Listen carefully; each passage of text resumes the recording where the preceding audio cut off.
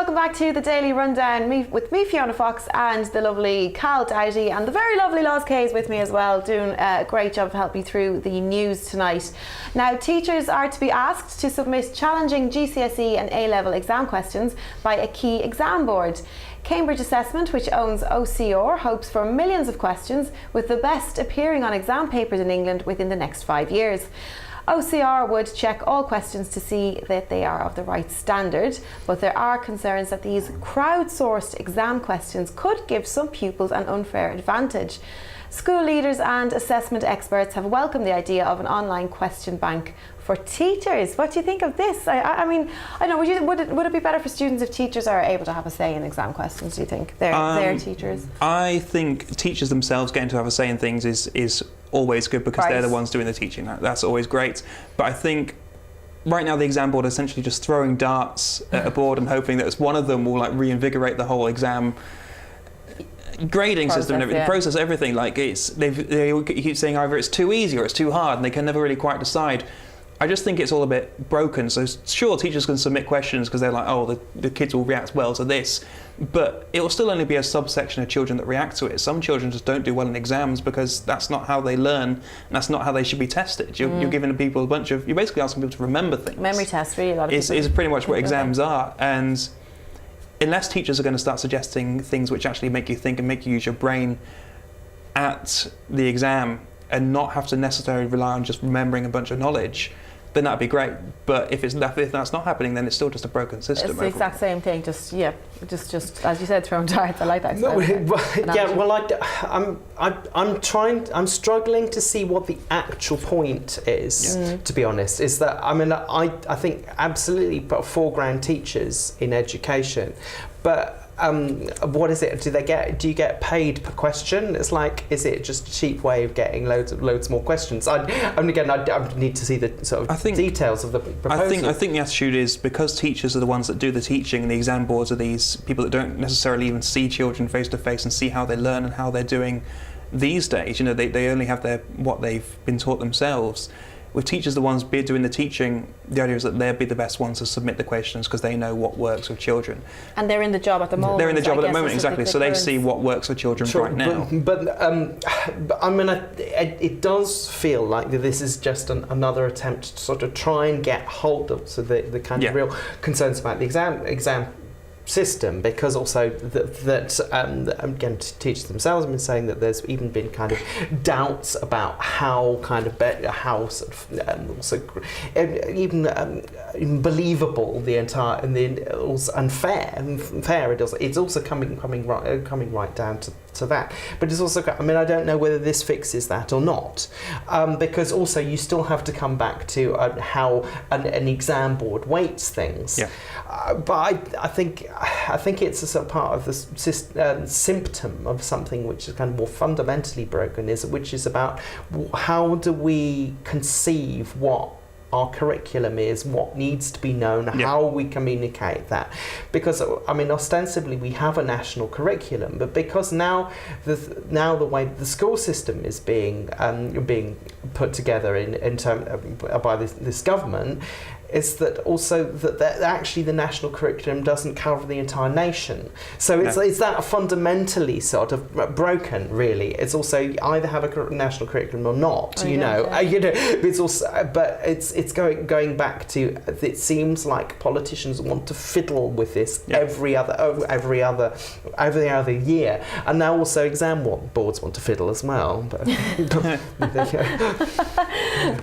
you think is there a situation that are we ever going to get to a situation where there's an ideal or perfect exam system, though? It's a very, very hard thing to achieve, isn't it? Absolutely. I don't think with the budget, and two, with just the amount of teachers and kids there are, I don't think it's possible to do so. To do something where it's a perfect system would be to have kids sectioned off into even smaller classrooms. I know they're in quite big classrooms right now, but sectioned off into individual classrooms for every different learning ability, classrooms for every way that kids want to be taught, every way that they want to be examined, ways that you've got so many different subsections of kids that it just wouldn't be possible. It'll take a whole country just to ship them all these kids off to a single country and be like, this is the country of teaching. All the kids are taught this way, or this way, or this way, and it's a whole country full of teaching. Off you go. See you later. That'd be the only way to do things. But on a small country like England, it's you've got to pick a point to stop in. And I don't think we're quite there yet, but I don't think there's a perfect way to do it either. Yeah. Well, the country of teaching that's normally held up is Finland. Yes, and yeah. also, which also has very little emphasis on examination. Yeah. So I think that comes back to, it's not just a question about dealing with examination, but it's also about what do we value in terms of knowledge and education, really. I think actually, Loz, we were talking about this before, and you gave us a great example of Finland, because you're quite familiar with the education system. And some of the highlights, I remember, I think the kids for a start don't even start school till they're 7. Is that right? Yeah, it's much later. Hours Yeah, a day. Yeah, absolutely. Why does that model work so well over there? Well, again, I think it's partly sort of cultural, and that also that I think, but also I think trust has a lot to do with it. Interesting. Yeah. I think very fundamentally, we don't trust teachers and we don't trust kids. I think that's what it comes down to, and I think that's also why it's a lot of the kind of that. Also, we need to examine you because we don't think that you want to know stuff. Yeah. Actually, kids do, and I think that's also, and I think that's what teachers are asking for as well. We actually, I think as a profession, say we know what we're doing. Can you just let us get on with it? Just leave the teachers alone. Well, that was a big problem that I had, and I didn't end up going to university because I felt that education wasn't for me, because I didn't feel like I fit in with it, and I still don't think that I do. I sort of just self-taught myself outside of that, so maybe my knowledge isn't as good as it could be in some areas, but I feel like a lot happier with having done so anyway. So I suppose a lot of kids probably do feel similar to that as well. Of course, every kid isn't going to fit into the same format, are they? It's interesting though, but it's general kind of consensus, just leave well enough alone, would we say? Yeah, possibly stop fiddling for a bit. Stop I fiddling. don't know, we should Just see. let things settle for a bit and see how they work. Give them time, I suppose. Great, thanks very much for that, guys. Our last story, before flying through these, protesters have descended on a Sainsbury's in London for a kiss-in protest. This comes after the news that a customer at the same branch of the supermarket chain had complained about a couple touching inappropriately. And in case you're wondering what that entails, that was holding hands. The couple was then asked to leave the store, and Sainsbury's offered them a £10 gift voucher for any offence caused. Later, an LGBT activist group organised the Kiss-In support of the couple, with hundreds of people crowding the aisles and sharing their affection. How lovely. Have you seen these pictures? It's actually quite They nice. were great, yeah. What do you think? Was this an appropriate response? I definitely think so. I think with 100%. anything where you're doing a sort of a protest against something that's happened, as public as you can be and as also relatable as you can be to what's actually gone on is the best way for it. Peaceful as well is incredibly important, but it's to do it so publicly, to do it in a way that really gets it out there is incredibly important when making these statements. It's great, isn't it? Do you think though, I mean, are you surprised? Are you surprised that this entire chain of events happened? No, as a gay man, I'd say absolutely not, because the thing that we're just so sick of is like, one, it's feeling like we constantly have to police our own behaviour, and also that we have our behaviour policed as LGBT people, and so this comes as no surprise, and but nevertheless, it's like we've gone a long way. I think that the thing that felt like the real insult actually was the tenor saying, so we actually have deep contempt for you and your being, but also but that's worth about sort of 2 ready meals and a packet of biscuits. It's like who came up with that amount? And it was exactly. I think that's their original, like having gone through sort of like complaints and things before. I think that's their original like bargaining amounts to start off with is always straight to the £10. And then they go from there, really. Wow. I mean, they must have known this was going to be a PR disaster for them. You'd think so, even just everything else aside. I suppose you could take the attitude of maybe these 2 people won't be able to be loud enough to make a difference. We'll just offer them £10 and then that'll be it. But they shouldn't underestimate things like this. Don't underestimate the gays. It's really, truly, it's like, but also it's like you said about the response, and it's also, I think it's doing something fun and joyous in the also, and it's not, it's. And people also kind of say to it, it's like you get offended about everything, and da da da. So,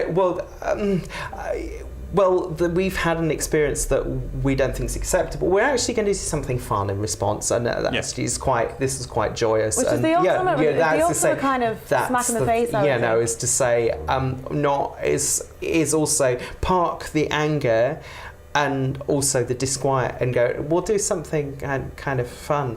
But I think the other thing is, I really don't think that necessarily Sainsbury's is a homophobic or biphobic institution. I think it's one of the things I do have a question about. It's on the other side. It's about security guards. It's that, that's where it comes. It comes from one individual, and also an in-house training situation. Well, it's also you used to say you should be training people properly, but also we do have this odd army of people across the country now that also was like say, but what status do you have really? It's slightly uncomfortable. I think that's the other element to it that also makes me feel a bit weird. I think for somebody to be able to walk up to the security guard though and feel that this was enough, I'm not happy with this, can you sort this out for me? And he's that sort of chain of events just kind of blows my mind. It's a part. We're kind of focused on the lovely side, the protest being peaceful and the ultimate kind of smack in the face. But I mean, it is kind of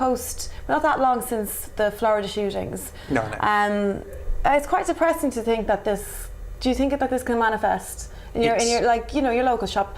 Am I a bit naive to think that this?